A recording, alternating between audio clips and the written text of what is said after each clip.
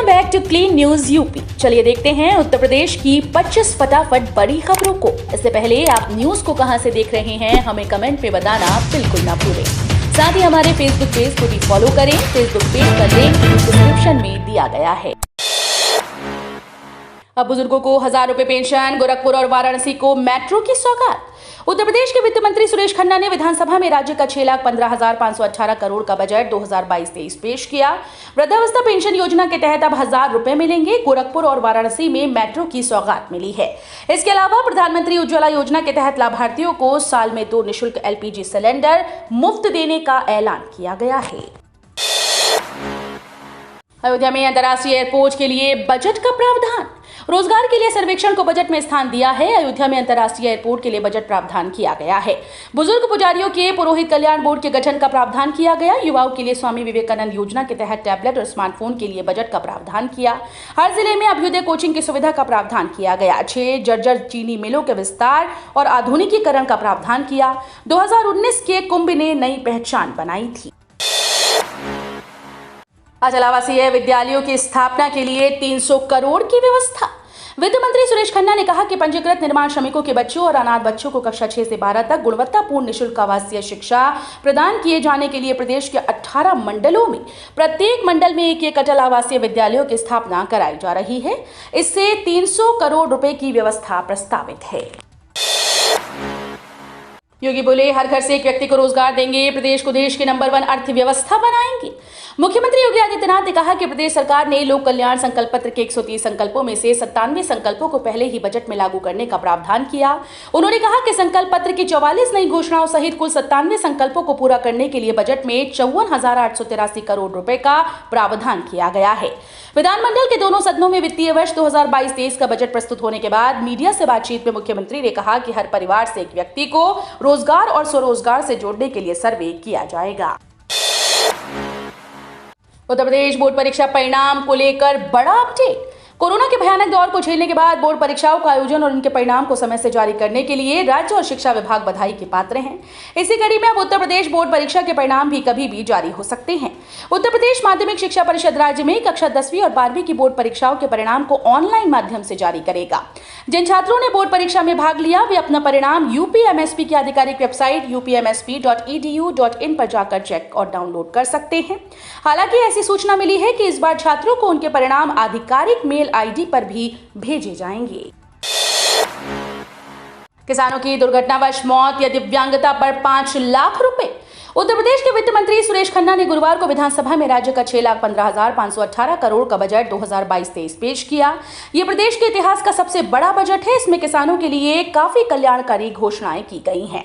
किसानों की दुर्घटनावश मौत होने पर उनके परिजनों या उनके दिव्यांग होने की स्थिति में उन्हें 5 लाख रुपए की आर्थिक मदद का प्रावधान किया गया। वित्त मंत्री सुरेश खन्ना ने बताया कि दुर्घटनावश मौत या दिव्यांगता की दशा में अधिकतम 5 लाख रुपए दिए जाने का प्रावधान है। असिस्टेंट प्रोफेसर के 286 चयनितों को महाविद्यालय आवंटित। उच्च शिक्षा निदेशालय ने प्रदेश के अशासकीय महाविद्यालयों में विज्ञापन संख्या 50 के तहत 5 विषयों में असिस्टेंट प्रोफेसर 286 पदों पर चयनित अभ्यर्थियों की ऑनलाइन काउंसलिंग के परिणाम बुधवार को जारी कर दिए। पहले 4 विषयों का परिणाम जारी किए जाने की तैयारी थी। अब इसमें वाणिज्य विषय को भी शामिल कर लिया गया। इस तरह प्रदेश के अशासकीय महाविद्यालयों में जल्द ही 286 असिस्टेंट प्रोफेसर को नियुक्ति मिल जाएगी और नए सत्र से वो शिक्षण कार्य करेंगे। उच्च शिक्षा निदेशालय ने असिस्टेंट प्रोफेसर वाणिज्य के 79 पदों, महिला अध्ययन के 1 पद, शारीरिक शिक्षा के 23, वनस्पति विज्ञान के 87 और प्राणी विज्ञान विषय के 96 पदों पर चयनित अभ्यर्थियों को ऑनलाइन काउंसलिंग के तहत महाविद्यालय आवंटित करने के साथ उनके नियुक्ति पत्र भी ऑनलाइन जारी कर दिए। मदरसों के लिए 479 करोड़ रुपए। योगी के बजट में अल्पसंख्यक समुदाय के लिए किया ऐलान। उत्तर प्रदेश में योगी सरकार ने दूसरे कार्यकाल का पहला बजट गुरुवार को विधानसभा में पेश किया। यूपी के अब तक के सबसे बड़े बजट में महिलाओं, किसानों, युवाओं और बुजुर्गों आदि को ध्यान में रखकर कई बड़ी घोषणाएं की गई। बजट में अल्पसंख्यक समुदाय के लिए भी कई अहम ऐलान किए। वित्त मंत्री सुरेश खन्ना ने कहा कि अल्पसंख्यक समुदाय के छात्रों के लिए पूर्व दशम छात्रवृत्ति योजना के तहत वित्तीय वर्ष 2022-23 में 600 करोड़ रुपए की व्यवस्था प्रस्तावित है। दशमोत्तर छात्रवृत्ति योजना के अंतर्गत राजस्व पक्ष में छात्रवृत्ति के लिए 195 करोड़ 50 लाख रुपए की व्यवस्था प्रस्तावित है। किसानों के खेतों में लगेंगे 15,000 सोलर पंप। उत्तर प्रदेश की योगी सरकार ने चालू वित्त वर्ष 2022-23 के पूर्ण बजट में किसान कल्याण पर जोर देते हुए किसानों की सिंचाई लागत को कम करने के लिए इस साल 15,000 सोलर पंप वितरित करने का बजट प्रावधान किया।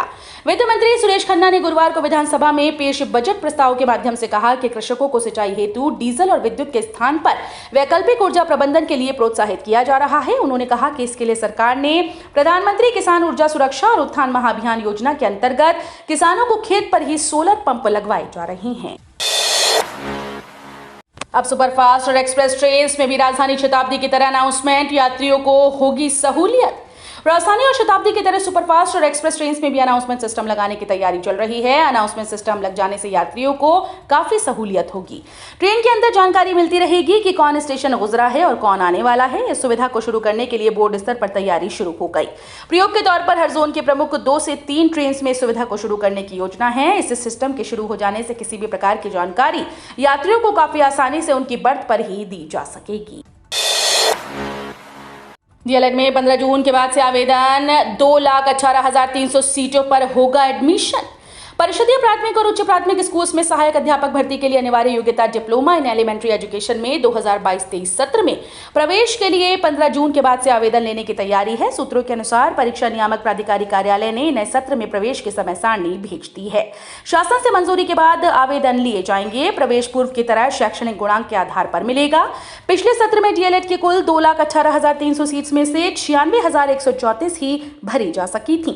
2018 में प्राथमिक शिक्षक भर्ती में बीएड मान्य होने के बाद डीएलएड की तरफ अभ्यर्थियों का रुझान कम हुआ है।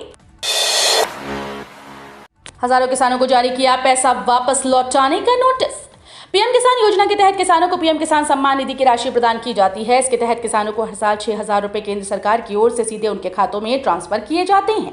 इस योजना की राशि को हर 4 माह के अंतराल में 2-2 हजार रुपए की 3 समान किस्तों में किसानों के खाते में भेजा जाता है। इस योजना का मुख्य उद्देश्य लघु व सीमांत किसानों को कृषि कार्य के लिए आर्थिक मदद पहुंचाना है। लेकिन इस योजना में कुछ अपात्र लोग भी शामिल हो गए और उन्होंने गलत तरीके से पीएम किसान सम्मान निधि का फायदा उठाया। ऐसे लोगों पर केंद्र सरकार ने सख्त रुख अपनाते हुए उनसे वसूली कार्रवाई शुरू कर दी। निदेशक की 2 चूक, तदर्थ शिक्षक नहीं हो सकते हैं नियमित। माध्यमिक शिक्षा निदेशक डॉक्टर सरिता तिवारी ने साफ कर दिया कि तदर्थ शिक्षकों को नियमित नहीं किया जा सकता। एमएलसी देवेंद्र प्रताप सिंह के प्रश्न के जवाब में लिखा कि सुप्रीम कोर्ट के निर्देश के अनुपालन में उत्तर प्रदेश माध्यमिक शिक्षा सेवा चयन बोर्ड ने प्रशिक्षित स्नातक और प्रवक्ता भर्ती 2021 में तदर्थ शिक्षकों को अवसर दिया था।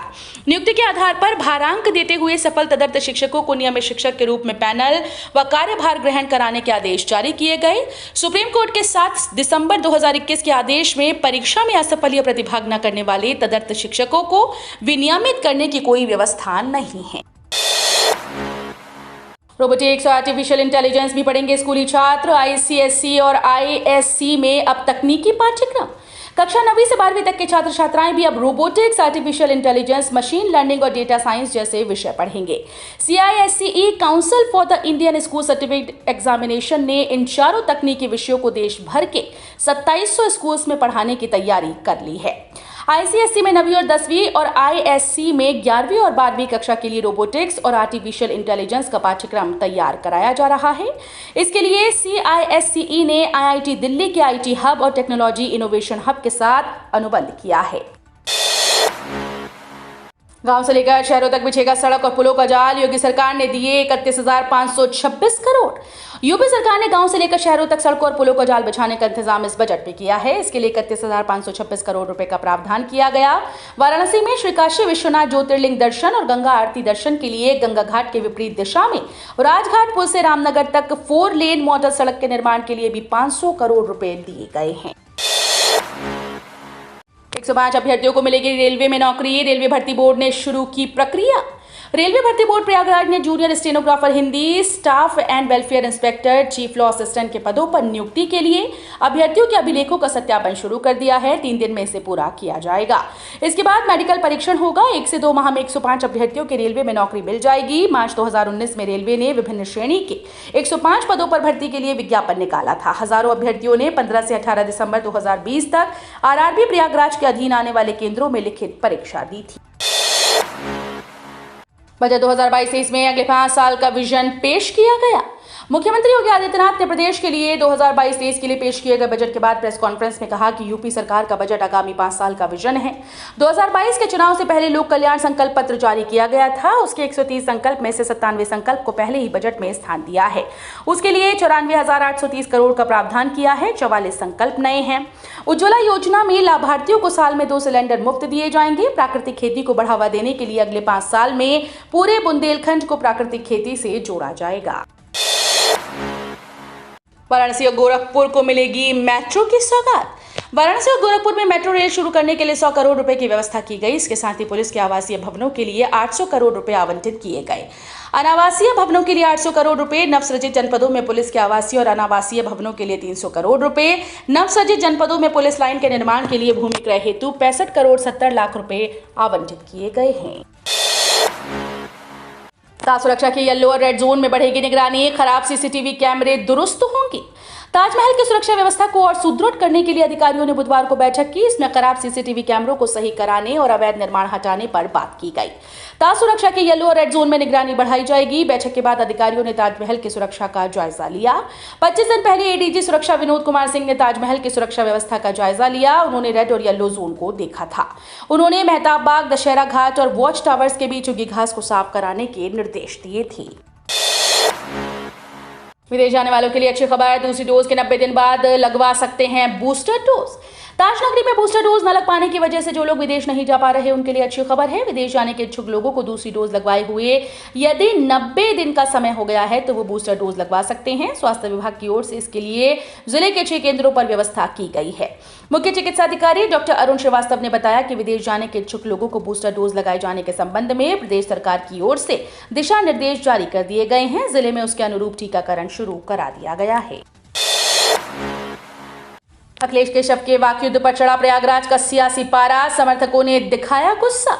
विधानसभा में सदन की कार्यवाही के दौरान उप मुख्यमंत्री केशव प्रसाद मौर्य, पूर्व मुख्यमंत्री अखिलेश यादव के बीच वाकयुद्ध को लेकर प्रयागराज का भी सियासी पारा गर्म हो गया। अखिलेश यादव की टिप्पणी पर केशव समर्थकों ने सोशल मीडिया पर तीखी प्रतिक्रिया व्यक्त की। सदन में अखिलेश यादव के बयान पर पूर्व मंत्री और शहर पश्चिमी से विधायक सिद्धार्थनाथ सिंह ने कहा कि नेता प्रतिपक्ष पूर्व मुख्यमंत्री भी रह चुके हैं और जिस तरह से केशव प्रसाद मौर्य के ऊपर टिप्पणी की वो शोभा नहीं देता। उसकी जितनी निंदा की जाए उतनी कम है। कहीं ना कहीं उनको पिछड़े वर्ग से प्रेम नहीं है। भाजपा क्षेत्रीय उपाध्यक्ष अवधेश चंद्र गुप्ता ने कहा कि सपा मुखिया ने अमर्यादित शब्दों का प्रयोग कर सदन की गरिमा को शर्मसार किया है। गुंडई की भाषा बोलकर सपा के कार्यकलापों का प्रमाण भी दे दिया। कोरोना से अनाथ 226 बच्चों को नहीं मिल रहे 4,000। पतियों को खोने वाली महिलाओं की पुरानी पेंशन का रास्ता साफ। कोरोना में अनाथ हुए 226 बच्चों को 4,000 रुपए महीना मिलना ठप हो गया। 2 महीने से खाते में एक भी रुपया नहीं आया। फिलहाल संबंधित बच्चों के रिश्तेदार लगातार कलेक्ट्रेट के चक्कर लगा रहे हैं। अभी बजट न आने का हवाला दिया जा रहा है। वहीं 220 नए आवेदन भी सत्यापन न होने के कारण फंसे हैं। सीएम बाल सेवा योजना के अंतर्गत कोरोना से अनाथ हुए बच्चों को 4,000 रुपए महीना मिलना था। अप्रैल और मई महीने के रुपए खाते में नहीं आए हैं। 2 महीने से रुपए न मिलने से बच्चों को गुजर बसर करने में दिक्कत हो रही है। काशी कुंभ और अयोध्या को लेकर भी योगी सरकार ने खोला खजाना। जाने क्या हुई घोषणाएं। योगी सरकार के दूसरे कार्यकाल में वित्त मंत्री सुरेश खन्ना ने विधानसभा में तीर्थ स्थलों का भी ख्याल रखा। पूर्वांचल के लिए भी सरकार ने खजाना खोला। मेट्रो रेल का ख्याल है तो पर्यटन सुविधाओं में भी इजाफे का प्रावधान किया। वहीं 2025 में होने वाले कुंभ की तैयारियों के लिए भी प्रयागराज को 100 करोड़ रुपए दिए गए। विशेष क्षेत्र कार्यक्रम के तहत पूर्वांचल को 700 करोड़ रुपए का बजट रखा। तो वाराणसी में काशी विश्वनाथ ज्योतिर्लिंग दर्शन और गंगा आरती दर्शन के लिए राजघाट पुल से रामनगर तक 4 लेन में मॉडल सड़क के निर्माण के लिए 500 करोड़ रुपए दिए जाएंगे। दरवाजे पर क्यूआर कोड और कार्ड से करें हाउस टैक्स का भुगतान। पेमेंट के साथ ही मोबाइल पर लिंक। गोरखपुर नगर निगम ने गृह जल और सीवर टैक्स कलेक्शन को लेकर डिजिटल पहल की है। नागरिक अब दरवाजे पर ही QR code, debit, credit card, UPI या फिर चेक से भुगतान कर सकेंगे। भुगतान के तत्काल बाद करदाता के पंजीकृत मोबाइल पर डिजिटल पर्ची मिल जाएगी। निगम प्रशासन ने सभी टैक्स निरीक्षकों को टैक्स कलेक्शन मशीन मुहैया करा दी है। टैक्स कलेक्शन के लिए नगर निगम ने एक निजी बैंक से करार किया। बैंक द्वारा ही टैक्स कलेक्शन मशीन मुहैया कराई गई। मशीन में कई खूबियां हैं। इससे गृह स्वामी के घर पर ही पेमेंट लिया जा सकेगा। अभी तक नगर निगम के टैक्स इंस्पेक्टर्स के द्वारा मैनुअल पर्ची काटकर पेमेंट किया जाता था। शत्रु संपत्ति पर बनी जौहर यूनिवर्सिटी की 2 इमारतें सील, अब होगा ध्वस्तीकरण। मोहम्मद अली जौहर विश्वविद्यालय परिसर में कस्टोडियन की जद में आई दोनों इमारतों को जिला प्रशासन ने बुधवार को कब्जे में लेते हुए सील कर दिया। जिला प्रशासन पहले ही इन दोनों भवनों के ध्वस्तीकरण के लिए नोटिस जारी कर चुका है। हाईकोर्ट ने आजम खां को अंतरिम जमानत देते समय शर्त जोड़ी थी कि जौहर विश्वविद्यालय में शामिल 13.842 हेक्टेयर शत्रु संपत्ति की जमीन पर राजस्व विभाग 30 जून तक कब्जा ले। तो ये थी आज की 25 फटाफट बड़ी खबरें। अगर आपको न्यूज पसंद आई हो तो वीडियो को लाइक और शेयर जरूर करें। धन्यवाद।